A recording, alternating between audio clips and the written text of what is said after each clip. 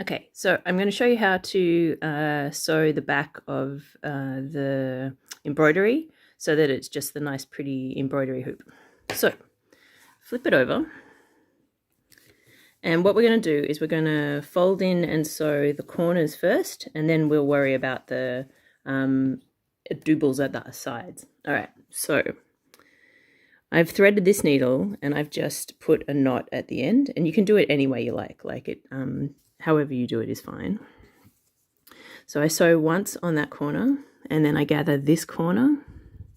It's good to sew it a bit far away from the edge, because if you sew it too close to the edge, it could rip out and then it'll stop working basically.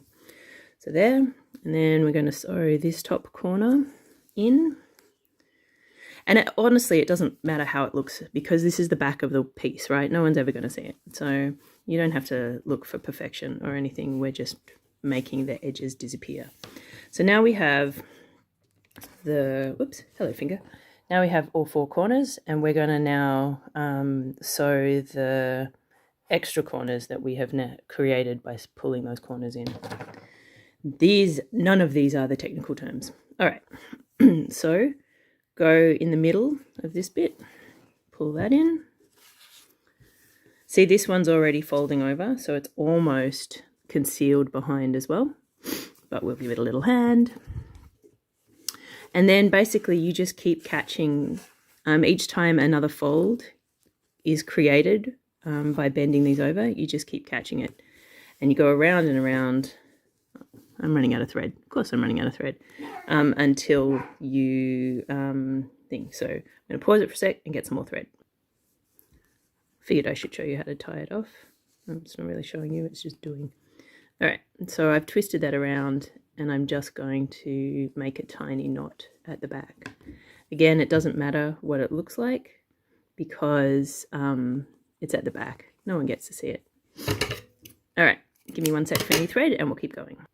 All right, we're on the final stretch now. So again, if you turn it over, you can see that apart from there's a couple of corners still sticking out, you can keep going more and more until these get as flat as you want, so that it doesn't interfere when you hang it against a wall, it's not flat.